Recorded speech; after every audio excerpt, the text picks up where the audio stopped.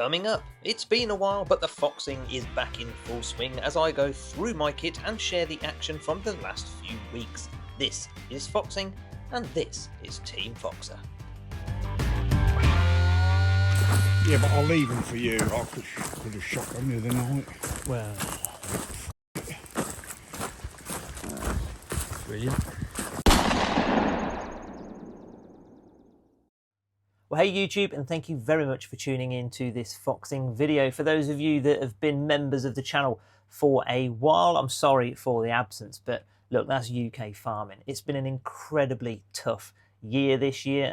It's been some very, very long days, trying our very best to make it all work in what has been the driest year pretty much on record. So we are coming to the end of that as we are on autumn's doorstep.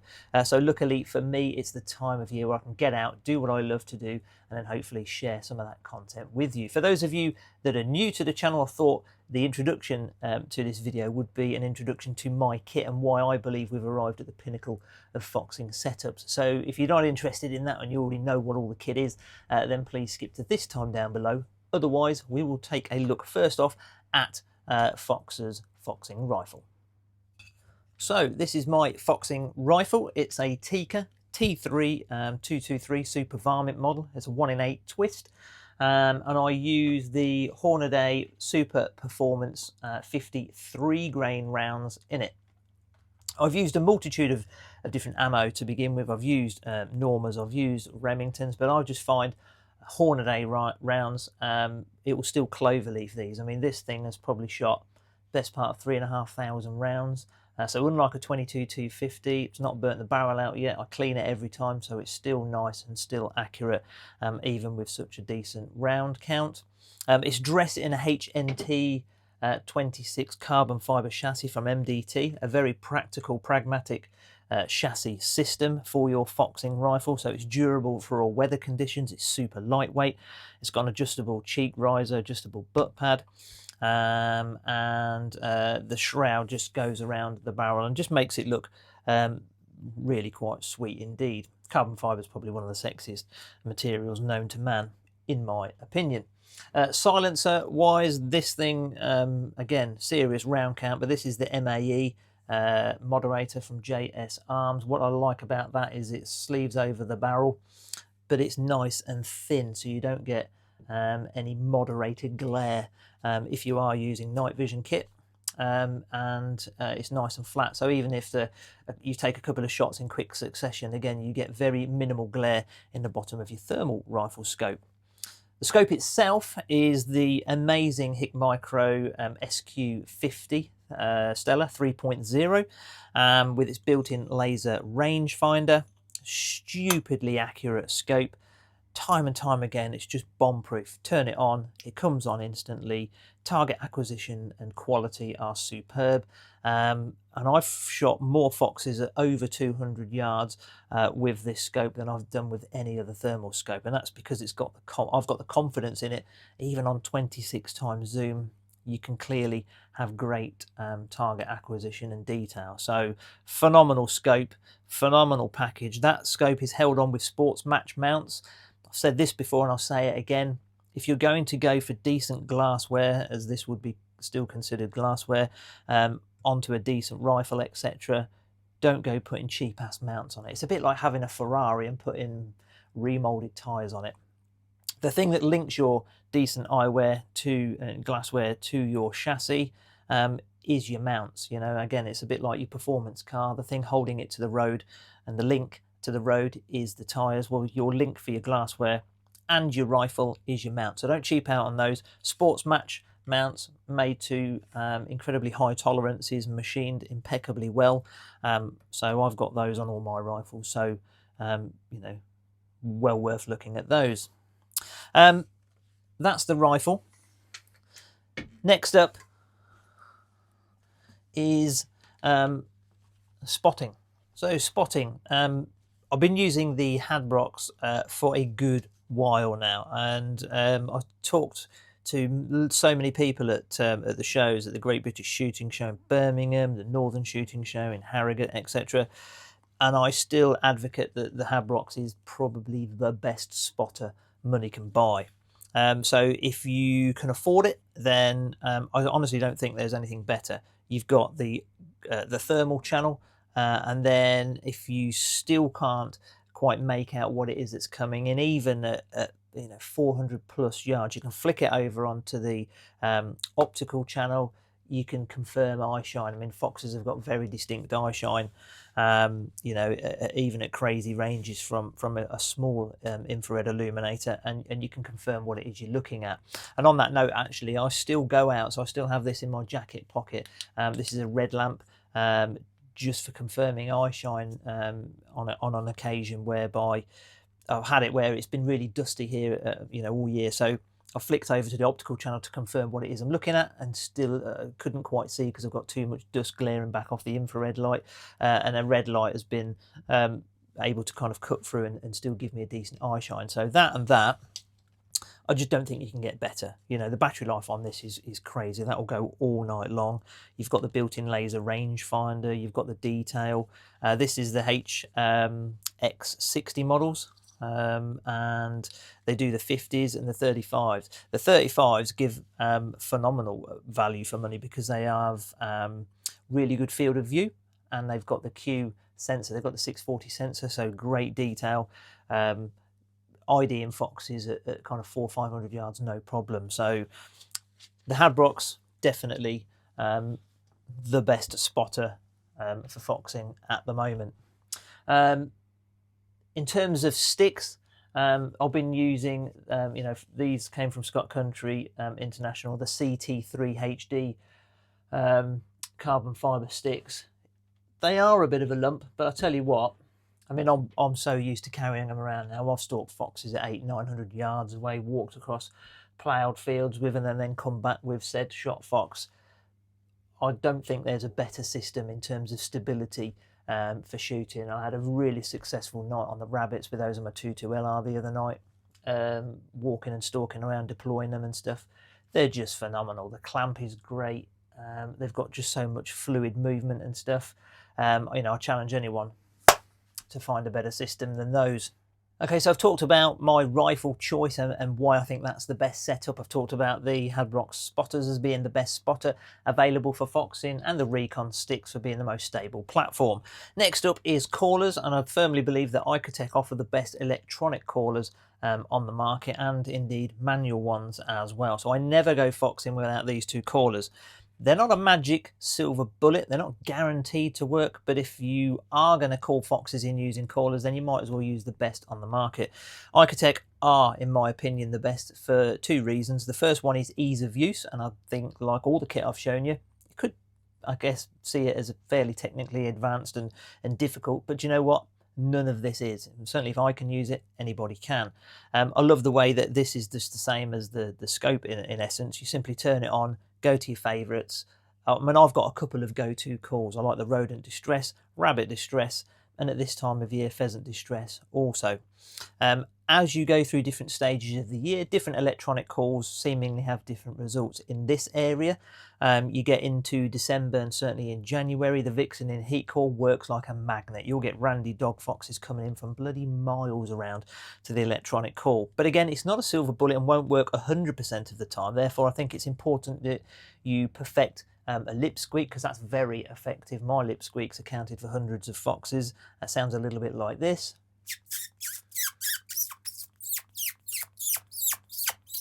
It's quite high pitched and does work, if I'm honest, at foxes slightly closer.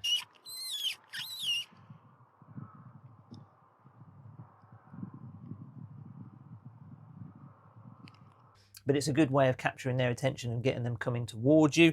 And then if that's not something you're able to perfect or get to grips with, then using a reed caller like this one, again also from Best Fox Caller, can be very effective. This thing has accounted for hundreds of foxes, and you can change the tone of it, the pitch of it, by biting and releasing, and then you kind of seal your lips around it and blow, and that sounds a little bit like this.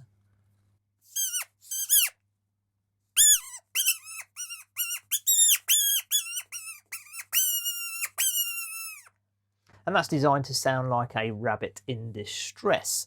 So we've had a brief look at my rifle, the Hadbrok, callers, platforms, Other than clothing, the only one thing I never go shooting with, whether it's foxing, rabbiting, or ratting indeed, are my head torches and finding torches as well. So in my shooting jacket, in my pocket, I've got the Seeker, which is a ridiculously wide, bright beam, but again, small handheld torch, insanely bright, and now I'll always have my head torch on me, and I might even have a spare, as I always keep one in the truck anyway for work. These just offer unrivaled durability and insane performance.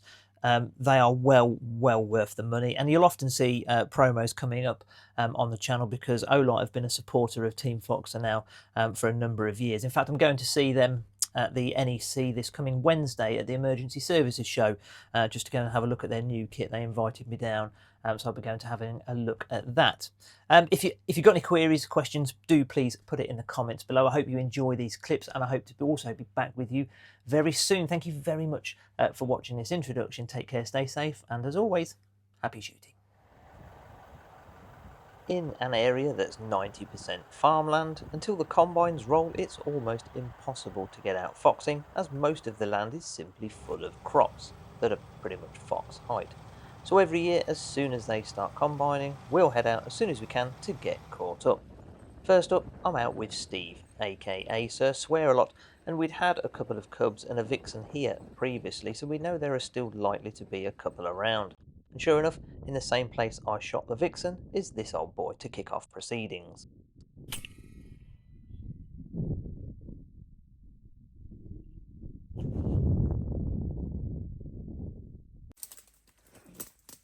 We both spotted it at the same time. It looks like an old vixen. Yeah. That's the fucking dad.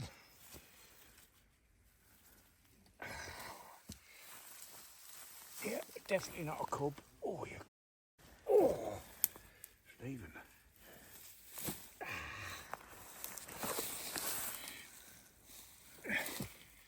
Yeah. Yeah, he's been playing. He's been feeding the cubs. He has. Yeah. We had the vixen here, didn't we? Yeah, that's the pairing. Okay. In the introduction, I spoke about foxes having obvious eye shine, and here at 300 yards using the Hadbrox on its optical channel with its own built-in IR, we can see a clear set of dinner plate looking eyes staring straight back at us, and this one though isn't really interested in the call. On the way out of the farm, I saw a fox cross the road way out in front, and actually that happened the last time to us too, although the field hadn't been cut. This time it has, and eventually we watched it and got within range. Unbeknown to me, I'd actually pressed stop recording as opposed to record on the scope, so I didn't actually get the shot footage on film, but I did record the aftermath as Sir Swear-A-Lot goes out to get the retrieve. Not a great distance, but certainly quite a small cub for this time of year, though they can't all be born at the same time, I guess. Now here's another great example of why I believe the Hadbrox are so good as a foxing spotter. This here looks just like a fox napping at the edge of the field, pointy ears and all, but as we flick over to the optical channel, you can easily identify it as a roe deer.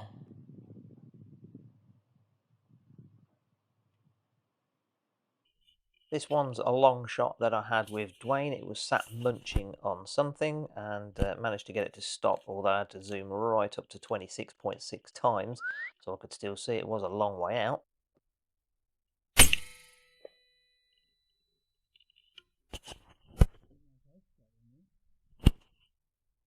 It was certainly too late for this poor hen pheasant, but I'm sure that's many more saved. Now, here's another fox that myself and Dwayne had seen that evening. This one stopped, and a bit unlike me, I actually fluffed the shot.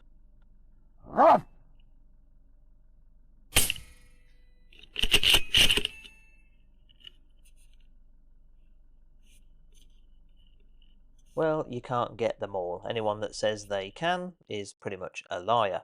Now, onto something slightly different. I had a phone call from a chap I used to go to school with who is the captain at a local golf club and said that they'd had some damage to several of the greens. Could I possibly lend a hand? So I rocked up, put the caller on, managed to call this young fox out who wasn't really interested in stopping, so I shot it where it stood. I also did manage to film some pretty cool stuff using the Habrox. The detail on these spotters is just phenomenal. Again, they are easily the best spotter I think money can buy for dedicated foxers and shooters alike. They offer everything in one complete package. So we've already got one fox down. It was a little while until we had to wait for another one to play ball, and I managed to find a gap just through some trees and saw this one the other side of a pond.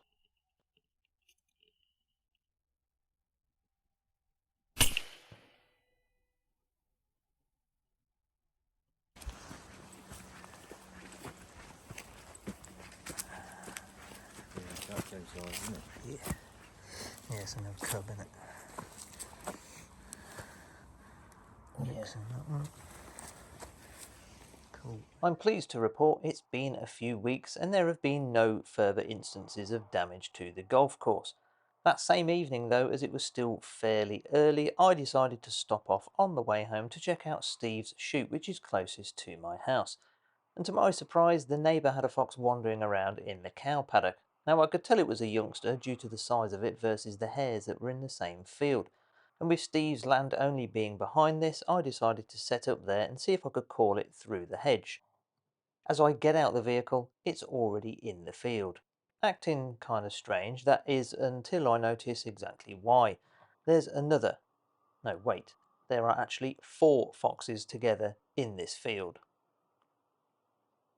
Observing them, I concluded there was at least 3 cubs and a possible parent, as you can actually see them being subservient to one of the particular foxes. But with tender, dry, crunchy cut wild meadow mix in front of me, I need to think how I can deal with these.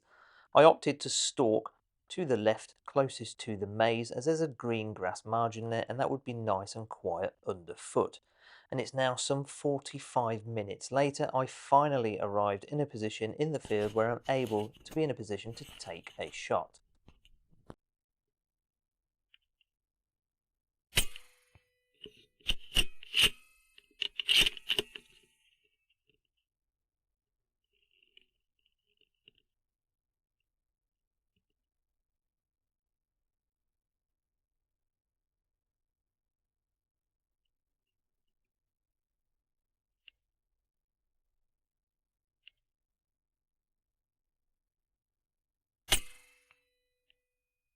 That second one looked as though it was at least slowed up by a limp. I guess that's the least of his problems now, though.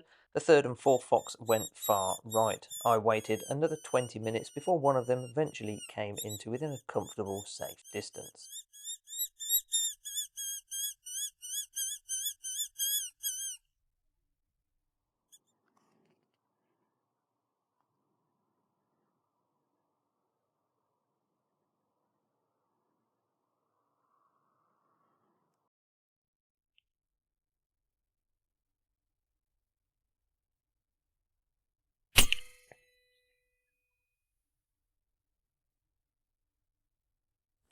I'm just heading over to the third fox we've shot. They're all cubs, definitely. There was 4 playing in this field, and I've managed to account for 3 of them. And none of them are very big, I'm guessing. No. So that's the third one. Quite late cubs, vixen that one. We'll go and see what the other 2 are, and then make a plan to come back with Steve and get the others. But that's the 5th fox down for this evening, so that's a good result. Alright, so these next two should be quite close to each other. So you'll often get that with young dumb foxes. They will stop and smell, go on the scent track of their siblings. So yes, That one. Quite a good size one, that one. And that one. Actually, it's one of the biggest in the litter. In fact, that might be an adult, it's quite big.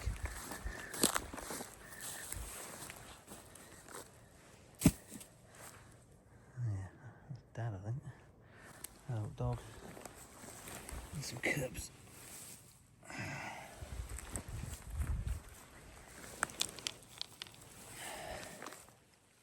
Okay.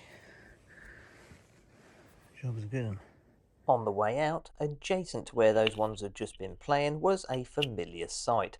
A lone shape at the edge of a fresh cut field, far enough away for it to feel safe, but off the bipod, nice and stable. I lay the crosshairs on the head and send it.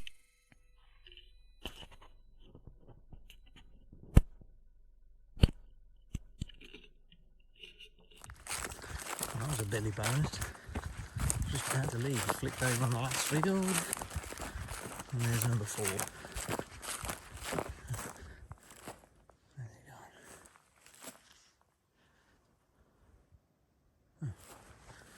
Where's the other side of this bloody dike? Bloody hell. Where's the other side of the dike? That is further than I thought.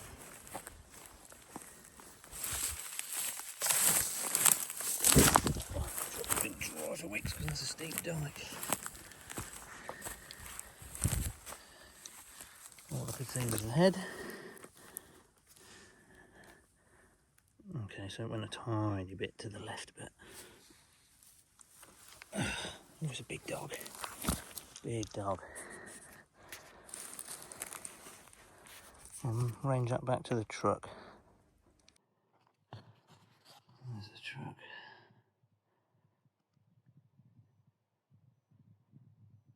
162 yards in the head.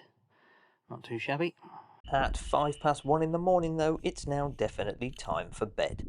The next night though, I venture back out with Steve to see if we could mop up that last remaining cub, and as we drove through the farm gate, it was simply out mousing around in the field. I went out the roof of the landy and simply shot it where it stood as it foraged. Got him.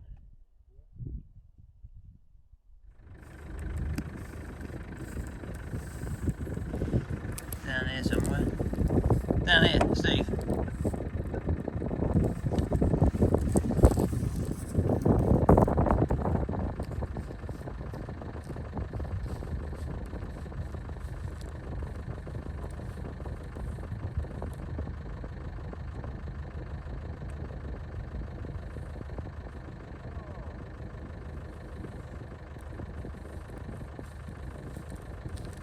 Another cub, yeah? I'm not going to show too much of that one as it's quite graphic, but lo and behold we also saw another right across the field, and again using the Hadbrooks you can see here eye shine even at well over 400 yards away.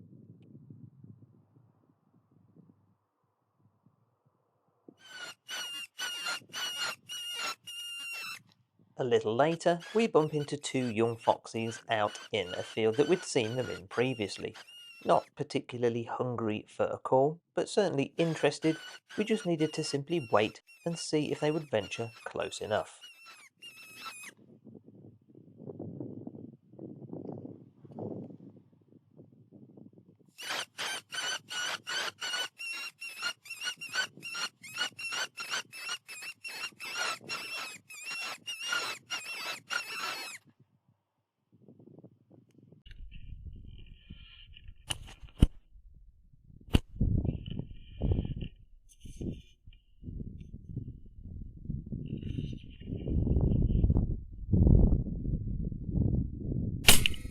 I don't particularly know what happened to that first shot there. As far as I was concerned, I was on it.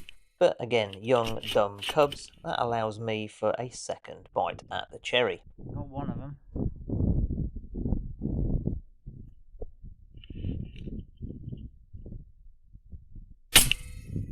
Oh! You nailed it. Yeah, I got them both. I well have, boy. Well, that second one was a long way. It was near that telegraph pole. Out of two to see the other night, don't you? Yeah, very possibly, yeah. Oh, mine, you never fucking know, do you? No, you don't. It's 9 in 2 out in 2 nights, so it ain't too bad, is it? So let's old gamekeeper. Yeah, but I'll leave them for you. I could have shot them the other night. Well, brilliant. They won't keep coming if you don't get any, so I'll leave them. Yeah. I've been baiting them up for you. Have you? Thank you. That's a close one. That's the close one, yeah. The other one's near the pole, the other side of the pole. A long way from over there. Not the pole I thought. What the hell?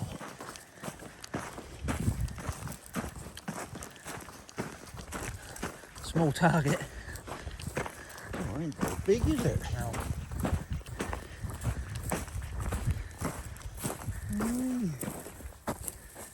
Long thing.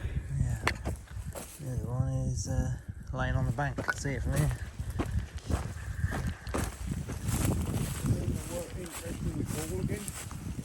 Well, yeah, they were and they weren't. They sort of, it piqued their interest, but then they were just around this pole thing here. There, look, on the grass. Oh, over there. Yeah. I'll walk back to start them, shall I? Yeah. Did he jump the dodgers? Yeah, they both did. Yeah. They were both in this other field to begin with. Oh, right on the shoulder.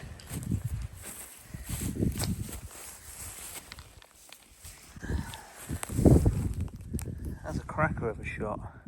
Right, well, if you've made it to the end of the video, you deserve a brew. So well done. Thank you very much indeed for watching. Take care, stay safe, and as always, happy shooting.